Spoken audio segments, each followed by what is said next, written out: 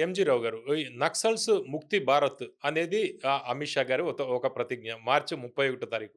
అంటే నిన్నటికి మొత్తం నక్సల్స్ లేకుండా దేశంలో చేస్తాము అనేది. అయితే కీలకమైన నాయకులు ఇంకా బతికే ఉన్నారు. గణపతి లాంటి వాళ్ళు. 100 మంది దాకా ఇంకా నక్సలైట్‌లు ఉన్నారు. కేవలం 100 మంది దాకా ఉన్నారు అనేది. అంటే ఇది ఈ ఈ మిషన్ ఏదైతే ఉందో ఇది సక్సెస్ అయిందని భావించొచ్చా మనం? ఈ గణపతి వీళ్ళంతా ఎక్కడున్నట్టు? యెస్ అండి. ఇప్పుడు మార్చి 31కి అమిత్ షా, మోడీ గారు భీష్మ ప్రతిజ్ఞ ప్రకారం ఏంటంటే నక్సల్స్ ముక్త్ భారత్. నక్సలిజాన్ని పూర్తిగా అంతం చేస్తాం. 75 అంటే 1967 నుంచి గత 75 సంవత్సరాలుగా భారత్‌ని నరకం చూపిస్తున్న ఈ నక్సలిజాన్ని అసలు లేకుండా తుదముట్టించేసి బంగాళాఖాతంలో విసిరేస్తామంటూ మోడీ గారు, అదేవిధంగా అమిత్ షా ముఖ్యంగా దీన్ని ప్రకటించడం జరిగింది. గత ఒక సంవత్సరం నుంచి ఆపరేషన్ కగార్ అంటూ ఈ దండకారణ్య ప్రాంతంలో ముఖ్యంగా రెడ్ కారిడార్ అనే పశుపతి టు ఇది నేపాల్‌లోని పశుపతి నుంచి తిరుపతి సౌత్ ఇండియా దాకా ఈ మధ్యలో ఉన్న 223 జిల్లాల్లో వ్యాపించిన ఈ నక్సలిజం ఆల్మోస్ట్ 10-20 రాష్ట్రాల్లో ఉన్న నక్సలిజాన్ని తుదముట్టిస్తానంటూ చాలా అద్భుతంగా చాలా కార్యాలు చేశారు. చెప్పాలంటే ఈ మల్లోజుల, హెడ్మీ లాంటి పెద్ద పెద్ద నాయకుల్నే లేపేశారన్నమాట. అసలు నక్సల్స్ చరిత్రలోనే జరగలేదు. చెప్పాలంటే 1972లో ఇందిరాగాంధీ ఆపరేషన్ సీజిల్ చీప్ లెస్ అంటూ ఒక ఆపరేషన్ నిర్వహించినప్పుడే చారు మజుందార్‌ని చంపేసింది ఆవిడ. ఆ ఆపరేషన్ తర్వాత అతిపెద్ద ఆపరేషన్ అంటే ఇదే అని చెప్పొచ్చనమాట. ఎందుకంటే అప్పుడు నక్సలిజం ఎండ్ అయిపోయింది ఆల్మోస్ట్. కానీ మళ్ళీ 3 సంవత్సరాలు, 4 సంవత్సరాలు పట్టింది రావడానికి. తర్వాత ఇప్పుడు మళ్ళీ ఈ ఆపరేషన్ కగారుతో ఆల్మోస్ట్ ముగించేసినట్టే. కానీ ఈ మార్చి 31కి ఇప్పుడు అమిత్ షా గారు లోక్‌సభలో ప్రకటించినట్టే అంతమయిందా అనేది అతి పెద్ద క్వెషన్. ఎందుకంటే మార్చి 31 అనేది డెడ్‌లైన్ పెట్టేశారు. అంతం అని. మరి నక్సలిజం ముక్తి భారత్ అయిపోయిందా భారతదేశంలో అనేది ఇప్పుడు మనం సమీక్షించాల్సిన అవసరం. రివ్యూ చేయాలన్నమాట. క్రిటికల్ రివ్యూ చేయాలి. మరి ఇప్పుడు చేస్తే మార్చి 31 అయిపోయింది, నక్సలిజం అయ్యిందా అంటే అవ్వలేదనే మనకు సూచనలొస్తున్నాయి. ఎందుకంటే మీరన్నట్టు గణపతి లాంటి పాలిట్ బ్యూరో మెంబర్‌లో ఇంకా గణపతి బతికే ఉన్నారు. చాలామంది అంతమైన ద గ్రేట్ హెడ్మాయ అయిపోయారు. చాలామంది లొంగిపోయారు దేవజీ లాంటోళ్ళు. కానీ ఇంకా గణపతి నేపాల్‌లో ఉన్నారా? చైనాలో ఉన్నారా? రష్యాలో ఉన్నారా? ఎక్కడున్నారో తెలియడంలే. దేశంలో అయితే లేరు. ఆయన బ్రతికున్నప్పుడు నక్సలిజం ఇంకా ఎండ్ అయినట్టేంటి? ఎందుకంటే కాదు. ఎందుకంటే ఏదన్నా మహాభారత యుద్ధం లాంటిది జరిగినా, రావణ యుద్ధం జరిగినా మనం చూసాం. ఆ యుద్ధంలో యోధులందరూ సమూలంగా నాశనం అవుతేనే అది ఓడినట్టు. ఇంక వాడు ఉండకూడదు. అలా లేకుంటే కూడదు. ఎందుకంటే పాలిట్ బ్యూరో మెంబర్ గణపతి ఉన్నాడు. కాబట్టి ఆయన ఇంకా లొంగకుండా అంతమైందని మనం చెప్పలేం. అదొకటి. 2 నక్సల్స్ క్యాడర్ ఏంటంటే చాలా తగ్గిపోయింది. అసలు నక్సల్స్ 1967 తర్వాత అతి తక్కువకొచ్చేసింది. ప్లమ్మేటెడ్ టు లోయెస్ట్ నంబర్ ఆఫ్ దాడులు నక్సలైట్ కూడా తగ్గిపోయాయి. దాడులు క్యాడర్ గూడా. అనమాట. అవును. అయినా ఆ క్యాడర్ ఉన్నారింకా. మరి అలాంటప్పుడు వాళ్ళేంటంటే ఎప్పుడు నక్సలైట్లు అంటేనే దొంగ దెబ్బ తీస్తారు. ఈ కమ్యూనిస్ట్ ఐడియాలజీ ఎలా ఉంటదంటే నక్సల్స్ ఈ మావోయిస్టు, లెనినిస్ట్, మార్క్సిస్ట్ ఐడియాలజీ అనువుగానప్పుడు లోపలుంటారు. నిద్రావస్థలో డోర్మాంట్ స్టేజ్‌లో. అనువైనప్పుడు ఎళ్లి అటాక్ చేస్తారనమాట. ఎందుకంటే అది వైలెంట్ పాత్ కాబట్టి. ఇదేదో డెమోక్రట్ ధర్మబద్ధాలు ఉండవు. ఏదో కమ్యూనిస్ట్ చైనాలో అలాగే ఉంటాయి. మనకు దొంగ దెబ్బ తీసినట్టు. కాబట్టి వాళ్ళు ఇప్పుడు కుదురుతుల్లేదు కాబట్టి. కానీ ఆ క్యాడర్ ఒకళ్ళున్నా మళ్ళీ మళ్ళీ పుట్టుకొచ్చేస్తారు వాళ్ళు. ఈ ట్రైబల్ ఏరియాలో నక్సలిజానికి కావాల్సిన కారణాలు ఇంకా అక్కడే ఉన్నాయి. ట్రైబల్ వివక్ష ఇవన్నీ ఉన్నాయి కాబట్టి. కాబట్టి ఈ నక్సలిజం ఎండ్ అవుద్దని ఎలా చెప్తాం? కంప్లీట్‌గా ఎంత వేల మంది లొంగిపోయినా. కాబట్టి అది 2. రెండో విషయం. ఇక మూడో విషయం ఏంటంటే నక్సల్స్ ముక్తి భారత్ అవ్వలేదు అని చెప్పడానికి అతిపెద్ద కారణం ఒకటుందండి. అదేంటంటే నక్సల్స్ ఐడియాలజీ. ఈ నక్సలిజం అనే ఒక సైద్ధాంతికత అనేది చచ్చిపోలే.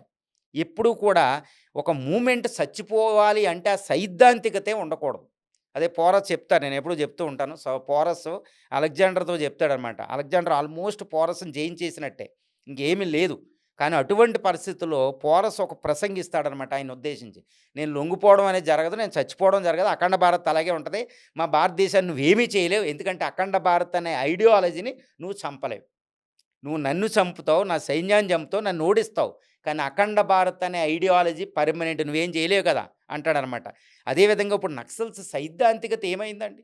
అసలు నక్సల్సిజం ముక్తి భారత్ అయిపోవాలి అంటే నక్సలైట్లు కాదు ఎండ్ అయ్యేది. నక్సలిజం అనే సైద్ధాంతికత పోవాలి. అసలు ఈ ఇజం ఎలా వచ్చింది?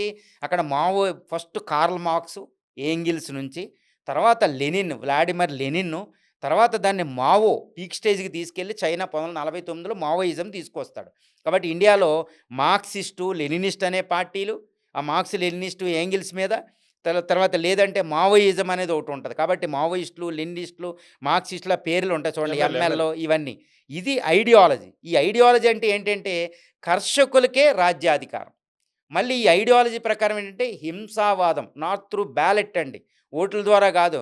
త్రూ బ్యారెల్ గన్ ద్వారా. ఇది విప్లవోద్యమం అనమాట. అది ఐడియాలజీ వాళ్ళది. వాళ్ళు ఎంతొచ్చినా వదలరు. కింద కర్షకులకే రాజ్యాధికారం. 1949లో చైనా ఏర్పడినట్టు, 1917లో రష్యా ఏర్పడినట్టు, చెక్ రిపబ్లిక్‌లు ఇవి వచ్చినట్టు. చాలా డేంజరస్ ఐడియాలజీ అది. ఇండియాకి అసలు వర్తించదనమాట ఐడియాలజీ. మరి ఆ ఐడియాలజీ చనిపోయిందంటే చచ్చిపోలేదు. ఎందుకు చచ్చిపోలేదు అంటే ఇక్కడ ఒక విషయాన్ని మాట్లాడాలి. నిన్న పార్లమెంట్ ఆఫ్ ఇండియాలో షా గారు మాట్లాడిన మాటలో చాలా చాలా లూప్ హోల్స్ ఉన్నాయి. ఏంటంటే నక్సలిజం ఎండ్ అయిపోయింది. అందరిని చంపేసాం. ఇంకెవరు లేరు. మిగిలినోళ్ళు లొంగిపోతారు. ఇంకా ఎవరున్నా గన్ పట్టుకుంటే వాళ్ళు ఉండరు. గన్నే ఉంటదంటూ ఆయన ప్రకటించారు. కానీ ఇజం కోసం మాట్లాడలే. ఇజం అంటే నక్సలిజం పుట్టుకకి ఇండియాలో పుట్టడానికి కారణాలు చైనాలో, రష్యాలో ఉన్న కారణాలు గాదు. 1929లో కమ్యూనిస్ట్ పార్టీ వచ్చినప్పుడు, తర్వాత చారు మజుందార్లు హిస్టోరిక్ 8 డాక్యుమెంట్ రిలీజ్ చేసినాడు 1967 ఇవన్నీ మనం చూస్తే అసలు ఇండియాలో నక్సలిజం రావడానికి కారణం ఏంటంటే ఈ అండర్ డెవలప్మెంట్. 2 నక్సలిజం కారణానికి పుట్టుక ఏంటంటే గుర్తుపెట్టుకోవాలి. 1950 జనవరి 26లో రాజ్యాంగం అమల్లోకి వచ్చిన 10 సంవత్సరాల అంటే 17 సంవత్సరాల తర్వాత నక్సలిజం పుట్టింది. అంటే రాజ్యాంగంలో ఏదో అమలు కాలేదు. అంటే రాజ్యాంగంలో లేదని చెప్పను. రాజ్యాంగంలో నక్సలిజాన్ని తుదముట్టించడానికి ఒకటి ఉంది. అది నిన్న షా గారు మాట్లాడవలసింది. ఏది అమిత్ షా గారు, మోడీ గారు నిన్న లోక్సభలో మాట్లాడాలి. ఏది రాజ్యాంగంలో ప్రధానంగా ఒక విషయం ఉంది. సామ్యవాద అనే ఒకటి ఉంది, గుర్తుపెట్టుకోవాలి. అంటే ఇందిరాగాంధీ గారు పెట్టారు సెక్యులరిజం, సోషలిజం 1971లో అంటారనమాట. అది తప్పు. కాన్స్టిట్యూషన్లో ముందు నుంచి directive principles of state policy, ఆదేశ సూత్రాలు మనకి సామ్యవాద విధానాలు ఉన్నాయి. అంటే కర్షకులకే రాజ్యాధికారం, వ్యవసాయ విధానం, ఈక్వల్ పేపర్, ఈక్వల్ వర్క్ అని, తర్వాత ఇవన్నీ న్యాచురల్ రిసోర్సెస్ అందరికీ ఉండాలి. 5th schedule, 6th schedule tribal పాపులేషన్కి సామాజిక న్యాయం అనేది రాజ్యాంగం మొదటి నుంచి ఉంది. మరి అవి అమలు కాలేదు. తర్వాత భూ సంస్కరణలు అమలు కాలేదు. ఆ భూ సంస్కరణలు విఫలం వల్లే వెస్ట్ బెంగాల్లో నక్సలిజం పుట్టింది. వెంపటపు సత్యం శ్రీకాకుళంలో పుట్టింది. కాబట్టి రాజ్యాంగాన్ని మనం అమలు పరిచలేకపోవడం వల్ల ఇది పుట్టింది. మరి ఈరోజు 80 సంవత్సరాలు అయిపోయింది. ఏదో ఇందిరాగాంధీ 1967లో విఫలమైంది అంటారు. మరి అది 17 సంవత్సరాలే. ఇప్పుడు 80 సంవత్సరాలు. The great India, 5th largest economy, PPPలో అయితే 3rd లార్జెస్ట్ ఎకానమీ. ఏ విషయంలోనైనా మనం సూపర్ పవర్, సెల్ఫ్ సఫిషియన్సీ. అప్పుడు ఫుడ్ లేదు, గ్రీన్ రెవల్యూషన్ రాలేదు, వైట్ రెవల్యూషన్ రాలేదు. ఈరోజు ఫార్మసీ ఆఫ్ ది గ్లోబ్, అన్ని విషయాల్లో టాప్ ఉన్నాం. మరి ఇంకా ట్రైబల్ పాపులేషన్ అలా ఎందుకున్నారండి? 5th షెడ్యూల్, 6th షెడ్యూల్ ఎందుకు అమలు కాలేదు? ఇప్పటికీ రెడ్ కారిడార్లో ట్రైబల్ పాపులేషన్ అలా ఎందుకు చూడగలుగుతున్నాం? ఇప్పటికీ అక్కడ ఏంటి అంటే ఒక ప్రాజెక్ట్ కట్టామంటే ముందు అంతే. ఇప్పుడు అకార్డింగ్ టు ఒక సర్వే ప్రకారం ఏంటంటే ఆల్మోస్ట్ 10 కోట్ల మంది నిరాశ్రయులయ్యారు. ఇప్పుడు పోలవరం డ్యామ్ కడుతుంటే అందరికీ నష్టపరిహారం చెల్లించాము ఇప్పటికీ లేదు. దారుణమైన పరిస్థితి. అంటే ఏంటి, రాజ్యాంగ వ్యవస్థలో నక్సలిజాన్ని తుదముట్టించడానికి కావలసిన అన్ని ఆయుధాలు రాజ్యాంగ నిర్మాతలు అద్భుతంగా పెట్టారు. కాబట్టే చైనా లాంటి కమ్యూనిస్ట్ విప్లవాలు, రష్యా లాంటి కమ్యూనిస్ట్ విప్లవాలు ఇండియాలో రాలేదు. అది సామ్యవాద విధానాలు, గాంధీయన్ పాలసీ గుర్తుపెట్టుకోవాలి మనం. డాక్టర్ బిఆర్ అంబేద్కర్, నెహ్రూ విప్లవించిన ఒక అద్భుతమైన అసలు కాంగ్రెస్. ఇప్పుడు ఇండియాలో నక్సల్స్ ముక్తి భారత్ అనేది రాజ్యాంగం ఆల్రెడీ పెట్టేసింది. అది విఫలం అవ్వడం వల్ల వచ్చింది. కేవలం ఇప్పుడు చెప్పండి, 80 సంవత్సరాల తర్వాత రాజ్యాంగం అమల్లోకి వచ్చిన తర్వాత ఇప్పటికి ల్యాండ్ రిఫార్మ్స్ ఎందుకు సక్సెస్ కాలేదు? ఇది ఎవరైనా, ఏ పొలిటీషియన్ చెప్పగలరా? ఇప్పటివరకు పనిచేసిన ఏ ప్రైమ్ మినిస్టర్ అయినా తల ఎత్తుకుని మాట్లాడలేని ఒక అతిపెద్ద విషయం, అవమానం, a shame on Indian constitution ఏంటంటే ల్యాండ్ రిఫార్మ్స్. రైతుల పరిస్థితి దీనం. రైతుల ఆత్మహత్యల పరిస్థితి బ్రిటిష్ టైంలోనే లేవు. ద గ్రేట్ మహారాష్ట్ర, రిచెస్ట్ స్టేట్లోని ముంబై దగ్గరలో రైతుల ఆత్మహత్యలు, దారుణాలు. ట్రైబల్ పాపులేషన్ ఎంతటి దారుణం అండి. ఈరోజు ట్రైబల్స్ నక్సలిజంలోకి ఎందుకు వెళ్తారండి? వాళ్ళకి లేరా? వాళ్ళకి పిల్లల వాళ్ళు ఎందుకు వెళ్తున్నారు? ఎందుకు సపోర్ట్ చేస్తున్నారు? ఎందుకు సింపతైజ్ అవుతున్నారు? ఎందుకు? ఒక హెడ్మా చనిపోతే, ఈరోజు నిన్న జరిగిన ఆపరేషన్ కగార్లో హెడ్మా చనిపోతే భగత్ సింగ్ కంటే ఎక్కువగా ఆదరించారు సోషల్ మీడియాలో అన్నిటిలో. హెడ్మా హీరో అయిపోయారు. అసలు గవర్నమెంట్ని ఎనిమిగా చూశారని ప్రజలు అనిపిద్ది. ఈ జెన్జీ అయితే 1997, 2012 ముందులో పుట్టిన జెన్జీలో హెడ్మా ఫోటోలు ఎలా సర్క్యులేట్ అయిందండి? హిడ్మా తల్లిని ఎలా చూసారు ఇండియా అంతా? ఎందుకు సింపథైజర్ ఇప్పటికి ఇంటలెక్చువల్స్, ఇప్పటికి కొంతమంది మీడియా ఆర్గనైజేషన్స్, కొంతమంది ఇంటలెక్చువల్ టీచర్స్, ప్రొఫెసర్స్ ఇప్పటికీ నక్సల్స్ అంటే ఒక రకమైన సింపతి లేదు అని ఎవరైనా చెప్పగలరా? అర్బన్ నక్సల్స్ అంటున్నారు కదా ఇప్పుడు. ఎందుకు ఉంది?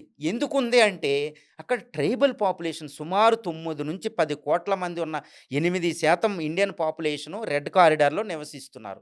వీళ్ళు ఎక్కువ మౌంటేనియస్ ప్రాంతాల్లో ఉంటారు.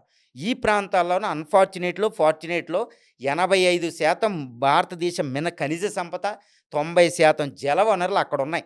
Forest resources. ఇండియా అభివృద్ధి చెందాలంటే వాళ్ళని తరిమేయాలి. వాళ్ళు వేల సంవత్సరాల నుంచి నివసిస్తున్నారు.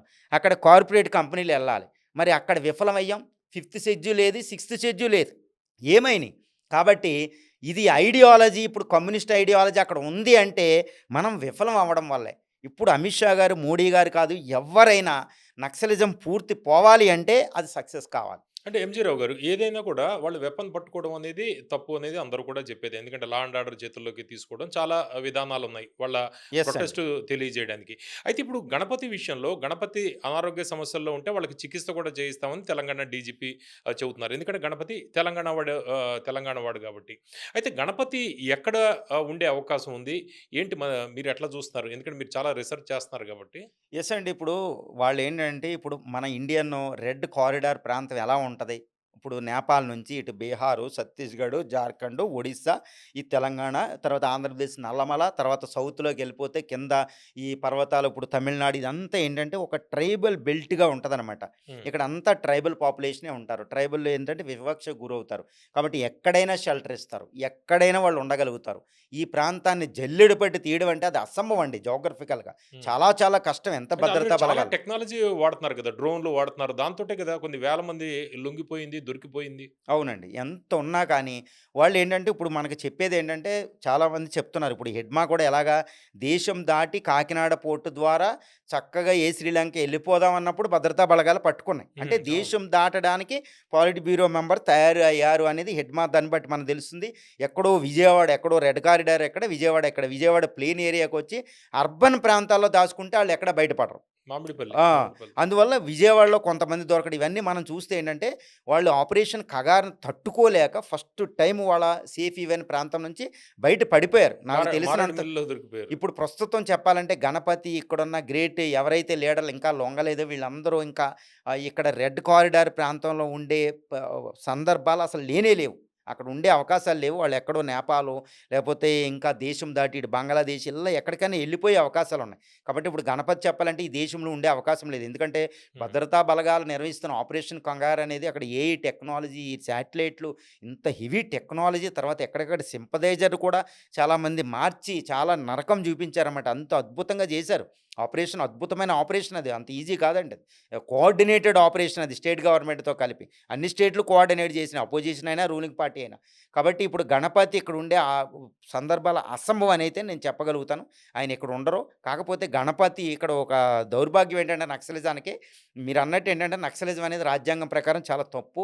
తర్వాత ఈవెన్ మావో కూడా చెప్తారు 1970లో ఆ ప్రాంతంలో కాసు సైన్యాలు ఎళ్లి మావో జెడాంగ్‌ని కలుస్తారంటండి. మావో జెడాంగ్‌ని కలిసి హ్మ్. మాకు సపోర్ట్ చేయండి. ఇండియాలో కమ్యూనిస్ట్ రాజ్యం తీసుకొస్తాం అంటే కాసు సైన్యాలతో డైరెక్ట్‌గా మావో జెడాంగ్ అన్న మాట ఒకటి గుర్తుపెట్టుకోవాలి. అదేంటంటే ఇండియాలో విప్లవం రాదు. ఎందుకంటే ఒకటి గుర్తుపెట్టుకోవాలి. ఇండియా చరిత్రలో విప్లవాలు ఎప్పుడూ రావు. భారతదేశ చరిత్రలో విప్లవం వచ్చిన సందర్భాలు లేవు. అది భారత సంస్కృతి ఒక లక్షణం. కాబట్టే కమ్యూనిస్ట్ మూవ్‌మెంట్‌లనేది ఇండియాలో రావు. 2 కమ్యూనిస్ట్ మూవ్‌మెంట్ అనేది ఇండియాలో రాకుండా గాంధీ తొక్కిపడేశారు. గాంధీ ఏంటంటే నాన్ వైలెంట్ మూవ్‌మెంట్ ఏది శాంతియుత మార్గం. భారతీయులనేది శాంతి కాముకులు. ఇక్కడ విప్లవాలు, తుపాకుల మూవ్‌మెంట్లు ఎప్పుడూ రావు. కాబట్టి నక్సల్స్ ఎప్పుడూ సక్సెస్ కారు.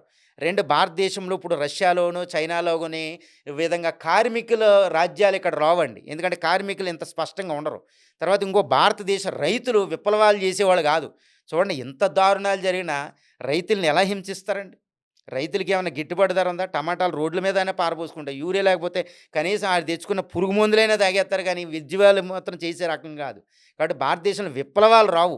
విప్లవం వస్తే రైతుల నుంచి ఉద్యమం వస్తే ఒక్క గవర్నమెంట్ కూడా ఉండదు. అంత పరిస్థితి దారుణమైన పరిస్థితి. కాబట్టి ఇండియా అనేది విప్లవాలకి ఎప్పుడూ కూడా పరిచిద్ది కాదు. కానీ ఇండియాలో విప్లవాలు రావు కానీ, సమూహ విప్లవాలు తెచ్చుకునే వ్యక్తులొస్తారు. అదే బుద్ధుడు విప్లవాలు తెచ్చిన వ్యక్తి, అశోకుడు విప్లవాలు తెచ్చిన వ్యక్తి, తర్వాత మహాత్మా గాంధీ సింగిల్ పర్సన్ మీద ప్రపంచ విప్లవం అది. అలాంటి విప్లవాలే గాని మీ దేశంలో బాబు విప్లవాలు రావు బాబు మీకు నేను సహకరించాలంటే మావో జడంగి అలా పరిపేస్తాడు. అయితే వీళ్ళేదో ప్రయత్నాలు చేస్తూ ఉంటారు. కాబట్టి భారత రాజ్యాంగం అద్భుతంగా వచ్చిందనమాట అక్కడ. ఎప్పుడూ కూడా పీస్‌ఫుల్ మూవ్‌మెంట్ ఇండియన్ కల్చరు. కాబట్టి ప్రపంచ శాంతి అనేది ఇక్కడి నుంచే వస్తది. ప్రపంచానికి జ్యోతి అంటారన్నమాట ఇండియాని. కాబట్టి భారత రాజ్యాంగం దానికి అనుకూలంగా వచ్చింది. విశ్వగురు అంతే. కాబట్టి కమ్యూనిస్ట్ మూవ్‌మెంట్‌లు ఎప్పుడు వస్తాయని సక్సెస్ లేదు. కాకపోతే ఒక డిస్టర్బెన్స్. ఆ డిస్టర్బెన్స్ కారకులు నిజంగా మనమే అనాలి. ఎందుకంటే రాజ్యాంగంలో ఉన్న నేను ఇది చెప్తున్నాను కాదు. రాజ్యాంగంలో ఉన్న 5థ్ షెడ్యూలు, 6థ్ షెడ్యూల్ ప్రకారం ఇప్పుడు ఎస్టీలకి మనం ప్రొటెక్షన్ ఇవ్వలేకపోతున్నాం గిరిజనులకి. అవును. పెద్ద ఆదివాసీస్. పెద్ద కంపెనీలు వెళ్తే అందుకనే మనం ఏంటంటే పరిష్కారాలు ఇప్పుడేంటంటే అమిత్ షా గారైనా, మోడీ గారైనా లేకపోతే తర్వాత వచ్చే ప్రైమ్ మినిస్టర్ అయినా పాత ఎవ్వరైనా కానీ ఒకటి దృష్టి పెట్టాలండి. మనం ఇండియా నక్సల్స్ ముక్తి భారత్ అవ్వాలి అంటే దాని పరిష్కారం రాజ్యాంగంలో ఉంది. ఎక్కడ వెతుక్కోక్కర్లేదు. 5థ్, 6థ్ షెడ్యూల్‌ని అమలుపరచండి. చక్కగా రాజకీయ, సామాజిక, ఆర్థిక, రాజకీయ న్యాయాలు చేకూర్చండి. అక్కడ డెమోక్రటిక్ రానివ్వండి. తర్వాత ఆ ప్రాంతంలో ఈ నేచురల్ రిసోర్సెస్ ఏదో కార్పొరేట్ కంపెనీలు తప్పదు వెళ్ళాలి. జిందాల్, అదానీలు వెళ్ళండి. వెళితే వెళ్ళండి తప్పదు. ఎందుకంటే ప్రపంచీకరణ ఇది. చైనాయే గ్రేట్ కమ్యూనిస్ట్ చైనాయే ప్రపంచంలో అన్ని కంపెనీలు తెప్పించుకుని ఎంఎన్సీలు పెట్టుకుంది. ఇప్పుడు మనం వద్దంటే కుదరదు. ఏదో అదానీ ఉండకూడదు, జిదాల్ ఉండకూడదు అనకండి. కానీ రాజ్యాంగం ప్రకారం వీళ్ళకి ట్రైబల్‌కి పార్ట్నర్‌షిప్ కలిగించండి. అంటే ఇప్పుడు హ్మ్. జిందాల్ ఎళ్ళినా, అదానీ ఎళ్ళినా నేచురల్ మైనింగ్ ప్రాజెక్టా, హైడ్రో ఎలక్ట్రిక్ ప్రాజెక్టా, ఏ ప్రాజెక్టులైనా చేయండి. కానీ అక్కడ నివసిస్తున్న ట్రైబల్ పాపులేషన్ పార్ట్నర్ చేయండి డెవలప్‌మెంట్‌లో. ఆ రిసోర్సులు 30%, 40% వాళ్ళకిచ్చేయండి. ఇప్పుడు పీసా యాక్ట్ ఉంది. Panchayati Raj extension into tribal area mining ప్రాజెక్టులకు ఉంది. ఆ విధంగా ఆ పీపుల్‌కి ఇచ్చేయండి. ఆళ్ళే పార్ట్నర్‌లవుతే ఆ చెట్టు కొడితే ఓకే. నాకే లాభం. ఈ మైనింగ్ వల్ల నాకే లాభం అనుకునే వాళ్ళకి అభివృద్ధి వస్తుంటే వాళ్ళు కష్టాలు పడతారు. అదే కాకుండా వాళ్ళని తరిమేసి, వాళ్ళ సంస్కృతిని నాశనం చేసి కార్పొరేట్ కంపెనీ వస్తే శత్రువులుగా చూస్తున్నారు. వాళ్ళు శత్రువులుగా ఉన్నంత సేపు వాళ్ళలో పరాయీకరణ, అలీనియేషన్ ఉన్నంత కాలం నక్సలిజం ఎండ్ అవ్వదు. ఎందుకంటే వాళ్ళు సింపథైజర్ అవుతారు. అందుకని ఆ గ్రేట్ హిడ్మా అని నేను అంటున్నాను కాదు. హిడ్మా హీరోలే ఎందుకు అవ్వాలంటే ఆయన ప్రజల కోసం బతుకుతున్నాడని. సెక్యూరిటీ బలగాలు ప్రజలకు విరుద్ధం అనే ఒక పేరు అక్కడ ఉంది రెడ్ కారిడార్‌లో.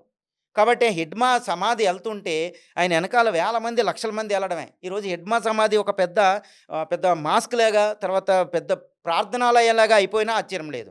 ఎందుకంటే అక్కడ హింస జరుగుతుంది. మనం వాళ్ళకి ఇవ్వలేకపోతున్నాం. కాబట్టి 5థ్, 6థ్ అంటే షెడ్యూలు రూట్స్ ఎక్కడున్నాయో దాని మీద దృష్టి అండి. పెట్టాలనేది మీది. సామాజిక న్యాయం అనేది అక్కడ కల్పించాలి. అట్టడుగు వర్గాలకి సచార్ కమిటీ ఇవన్నీ చెప్పినట్టు వాళ్ళకి విద్య, వైద్యం పూర్తిగా ఇవ్వాలి. అక్కడ డెమోక్రసీ రావాలి. ఇప్పుడు రాజకీయ పార్టీల మధ్యన సమన్వయం లేదు. కాంగ్రెస్ ఒకటి చెప్తుంది. లెఫ్ట్ పార్టీల బాధ్యత లేదు.